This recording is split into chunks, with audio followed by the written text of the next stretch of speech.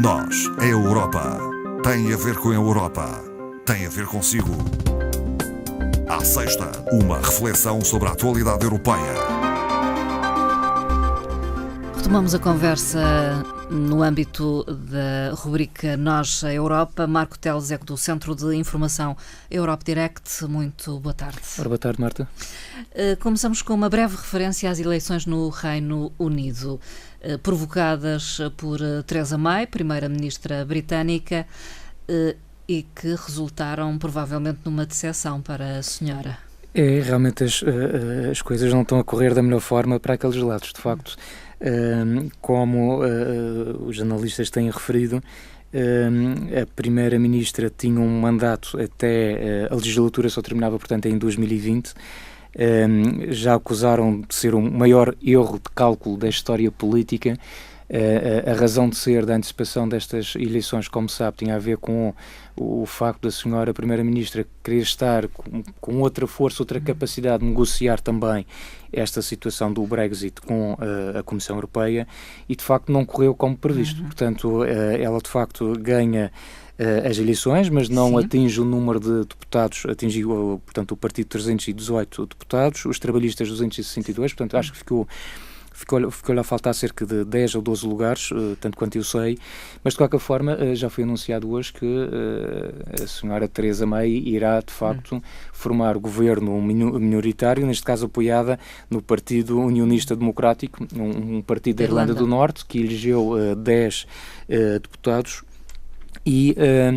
E é importante agora, a questão aqui que interessa se calhar falar é o tempo que irá demorar neste processo de formação do governo. Porquê? Porque as próprias negociações com a União Europeia relativamente ao processo do Brexit iriam começar, já estavam previstas no calendário no dia 19, portanto está muito próximo e, portanto, aliás, foi bastante interessante as declarações de alguns comissários, mas daqui sobretudo o Presidente do Conselho, Donald Tusk, que ele dizia que, ou disse ainda esta manhã, não sabemos quando é que as conversações começam, mas sabemos quando é que elas acabam. Portanto, há aqui um prazo, de facto, de 2 anos para as negociações.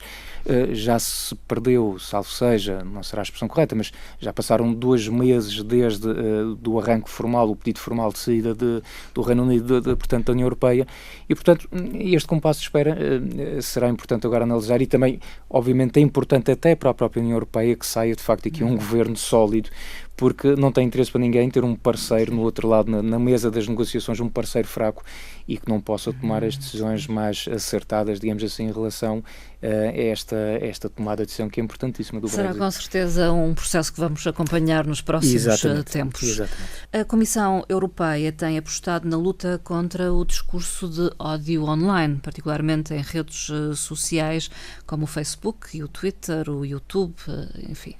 E com alguns resultados, diria. Se calhar esta é uma informação que pode passar um bocadinho à margem, algumas pessoas podem não saber, mas de facto a Comissão Europeia e 4 grandes plataformas das redes sociais, conhecidas de toda a gente, o Facebook, Twitter, YouTube e também a própria Microsoft, anunciaram já há cerca de um ano um código de conduta relativa à luta contra os chamados discursos de incitação ao ódio online.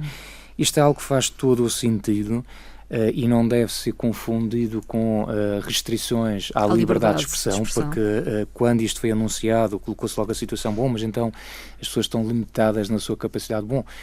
Atenção que a liberdade de expressão, e não diria que há limites, pode parecer um contrassenso dizer assim, mas já há balizas, quer dizer, há certas regras, há condutas, há valores, e não faz sentido nenhum. Portanto, a internet não pode ser uma espécie de paraíso onde se possa fazer tudo e mais alguma coisa. Aliás, este tipo de discussão, a discussão em torno deste tema, teve agora muito acesa, a propósito também da questão dos recentes atentados outra vez em Londres, não é? Portanto, em que fala-se da questão da segurança, fala-se destas plataformas, da capacidade de comunicação, e portanto é nesta matéria que a Comissão Europeia tem trabalhado em parceria, no fundo, com estas 4 grandes plataformas, e isto para dizer que um balanço que foi feito agora, recente, mostra que, efetivamente, alguns números que são interessantes e que indicam que vamos num bom caminho. Por exemplo, em média, em 59% dos casos, estas empresas de tecnologia de informação responderam às notificações relativas aos tais discursos que incentivavam ao ódio e eliminaram o seu conteúdo. Portanto, isto significa o dobro daquilo que se havia registado há 6 meses atrás, que eram de 28%, sensivelmente passou-se para os 59%. E, por outro lado, a capacidade de resposta destas empresas também tem melhorado imenso. Em alguns casos, e em particular na situação do Facebook, a capacidade de resposta é dentro de um prazo de 24 horas, portanto, para eliminar essas mensagens que possam aparecer com incentivos claros à violência, ao ódio, ao racismo, atitudes xenófobas e por aí fora. Portanto, algo bastante importante, porque o que se passa nas redes sociais, obviamente, também é muito importante para estas situações que hoje vemos, infelizmente, da insegurança. Não é? Outra questão tem a ver com a reformulação das normas de telecomunicações da União Europeia. Aliás, uma proposta, um anunciado feito pelo presidente Juncker no seu discurso sobre o Estado da União, já lá vai algum tempo. Exatamente. Em setembro de 2016. Portanto, na altura o discurso que o Sr. Juncker fez no Estado sobre a União, já lá vai quase um ano, não é? De facto foi apresentada esta ideia de que é fundamental que a nível da União Europeia se acelere um bocadinho estas questões relacionadas às telecomunicações, à crescente necessidade de ter as pessoas cada vez mais ligadas entre si, e tornar, no fundo, também, para esta via, a Europa mais competitiva à escala internacional. Nós já damos até em programas anteriores aqui alguns exemplos. Sabemos que dentro de uma semana, praticamente dentro de dias, desaparece, vamos ter o fim do roaming, anunciado já há tanto tempo e que realmente é uma excelente notícia, portanto, a partir do dia 15 de junho.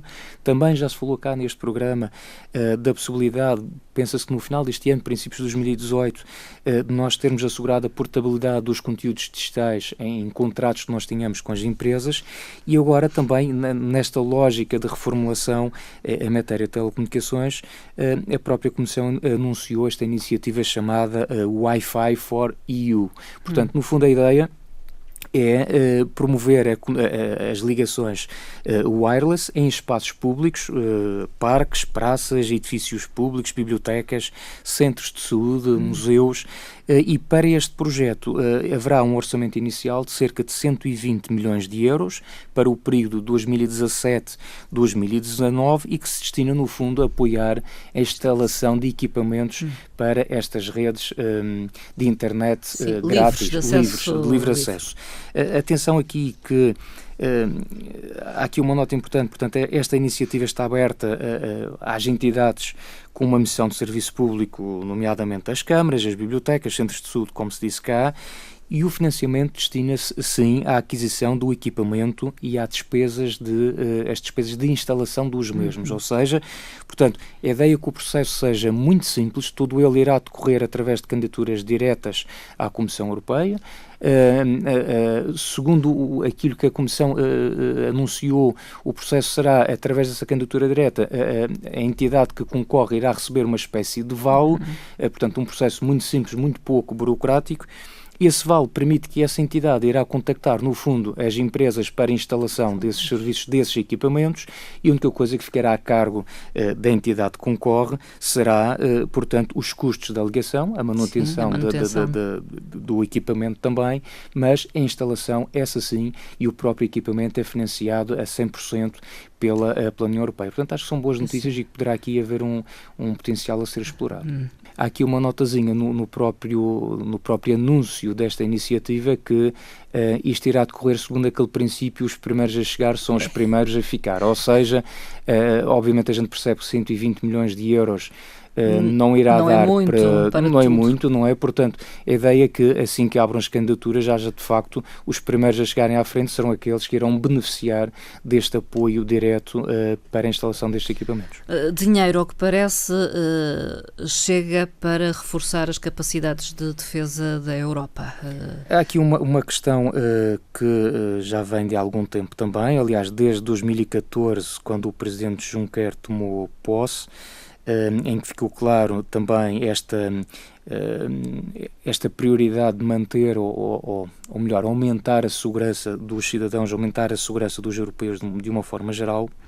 E, portanto, o que foi anunciado esta semana foi a criação do chamado Fundo Europeu de Defesa. Portanto, a ideia deste fundo é coordenar, complementar e, no fundo, ampliar os investimentos nacionais em matérias de investigação relacionado com a questão da defesa, o desenvolvimento de protótipos, a aquisição de equipamentos, tecnologias de defesa e por aí fora. Esse fundo irá estar repartido em duas grandes áreas, uma ligada à investigação e outra ligada ao desenvolvimento e aquisição. E isto parece-me bastante importante porque a Comissão Europeia lançava também esta semana estes números, mas estima-se que a ausência de cooperação entre os Estados-membros em matéria de defesa e de segurança representa anualmente qualquer coisa entre 25 mil milhões a 100 mil milhões de euros, não é? Portanto, a falta de colaboração entre os Estados-membros.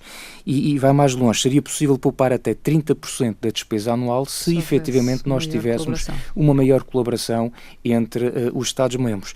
A esse propósito, até numa nota informativa publicada pela Comissão, fazíamos aqui de alguma forma o paralelo entre o que se passa na União Europeia e os Estados Unidos, por exemplo, dizendo que nós na União Europeia temos 178 sistemas de armamento, portanto uma brutalidade, digamos assim, comparado, por exemplo, com os Estados Unidos só têm 30, portanto, para termos uma ideia. Há aqui uma diferença muito grande, obviamente que também os Estados Unidos têm um investimento em defesa muito superior àquele que a União Europeia tem, mas há de facto aqui clara a ideia de que se houver uma maior concertação de esforços e uma maior articulação entre os Estados-membros, se calhar conseguimos de facto ter aqui poupanças bastante significativas e vamos ter também, em termos de política de defesa e de segurança, uma ação naturalmente mais eficaz. Aliás, a defesa será tema ou o tema lançado para debate pela Comissão Europeia nos próximos tempos. Sim, a defesa também, um daqueles temas, a Marta, com certeza, nós já falamos cá na situação do livro branco, não é? Portanto, o chamado livro branco sobre o futuro da União Europeia. Na altura, quando aqui debatemos a estrutura e o conceito do livro branco, dissemos que efetivamente ao longo de até setembro, no tal discurso sobre o Estado da União do Presidente Juncker, seriam lançados pela Comissão 5 documentos de reflexão em áreas-chave. A defesa é um deles, portanto esse documento foi lançado esta semana, já está disponível para consulta, e um bocadinho à ideia do livro branco, em que apresentam 5 cenários sobre o futuro da União Europeia. Este documento de reflexão específico sobre a defesa apresenta no fundo 3 cenários também, que vão desde o manter, digamos assim, a situação tal e qual como está, até um cenário em que se aposta, no fundo, por uma maior integração, ou se quisermos mesmo, no fundo, a definição de uma política de defesa e de segurança comum entre os 27 Estados-membros. Finalmente, Marco Teles vai falar de uma campanha que estará a decorrer, Europe in My Region. Portanto, esta campanha ela acontece anualmente, portanto não é uma inovação por parte da Comissão ou da Direção-Geral de Política Regional, que é a entidade que promove especificamente esta campanha. Digamos que renova-se todos os anos. É uma renovação este ano com alguns aspectos diferentes, com alguns concursos um bocadinho diferentes, mas já um que se repete e esse é relativamente simples e acho que valia a pena aqui nós darmos a conhecer, que é uma campanha, no fundo um concurso de fotografia. O objetivo de toda esta campanha da Europa na minha região é fazer com que as pessoas se aproximem, no fundo, daqueles que são os projetos que foram financiados pela União Europeia e que muitas das vezes até são do desconhecimento das pessoas e, portanto, às vezes até são projetos que foram alvo de financiamento e que estão ali ao lado da nossa casa e que nós nem sabemos que, de facto, decorreram de um financiamento europeu. E, portanto, a ideia, o que é? Portanto, é convidar as pessoas a tirar uma fotografia sobre um projeto que tenha sido criado na sua área de residência, na sua área de vivência diária. O único aspecto, digamos assim, que se pede nessa foto é que além do projeto em si, vamos supor que é uma estrada que foi aberta ou que foi criada uma via de circulação, geralmente essas obras financiadas por fundos europeus têm sempre uma placa, portanto, onde está lá registado o fundo europeu, o valor que foi lá do cofinanciamento, e aparece também a bandeirinha da União Europeia. Portanto, é absolutamente obrigatório que nessa fotografia apareça essa placa e apareça uma bandeira da União Europeia. Geralmente a placa já contém esse símbolozinho. Portanto, a ideia é que a pessoa possa concorrer com o máximo até 3 fotografias. Essas fotografias são carregadas numa aplicação que existe na página oficial da Comissão Europeia, no Facebook da Comissão Europeia. Portanto, entrando no Facebook da Comissão Europeia, existe lá à esquerda uma aplicação desta campanha Europa na minha região. Submetemos essas 3 fotografias, colocamos lá o nosso nome para fazer a devida identificação. E, portanto, temos até o dia 27 de agosto para o fazer. A partir daí, em setembro, inicia-se um processo durante 10 dias de votação online, e as 100 fotografias que a nível europeu obtiverem um maior número de likes ou de gostos, não é? Serão aquelas que serão analisadas por um júri, que irá anunciar, portanto, no dia 15, os 3 vencedores deste concurso. Bem, resta dizer que o prémio é uma viagem depois a Bruxelas, entre o dia 9 e 12 de outubro, portanto já está agendada e toda esta viagem. Atenção que é uma viagem para 2 pessoas, portanto temos direito a levar aqui alguém connosco, companhia, e ainda temos direito, neste caso, a participar num workshop que irá decorrer especificamente neste período de 9 a 12, porque é a altura em que irá decorrer a Semana Europeia das Regiões e das Cidades, e, portanto, irá haver aqui um workshop específico de fotografia e, portanto, não só vai beneficiar da viagem, da estadia, mas também a possibilidade de frequentar este seminário e este workshop sobre fotografia. Recordando então onde é que há informação sobre o concurso? Portanto, a informação, para já, tem sempre o Europe Direct Madeira, que é sempre aquela alternativa de poder entrar em contato connosco, mas entrando diretamente no Facebook da Comissão Europeia, aparece lá no canto superior esquerdo a aplicação Europa na minha região, ou Europe in my region, no original tal como lá está, e, portanto, a partir daí o processo é muito simples de candidatura, e eu acho que nós cá na região, com 30 anos de presença na União Europeia e com tanta obra que foi feita cá, não é de modo algum difícil nós encontrarmos um projeto que tenha sido financiado pela União Europeia e a retirar uma bela fotografia daí. Marco Teles, fica essa sugestão final para aqueles que nos escutam. Até uma próxima conversa. Pronto, até uma próxima então. Obrigado.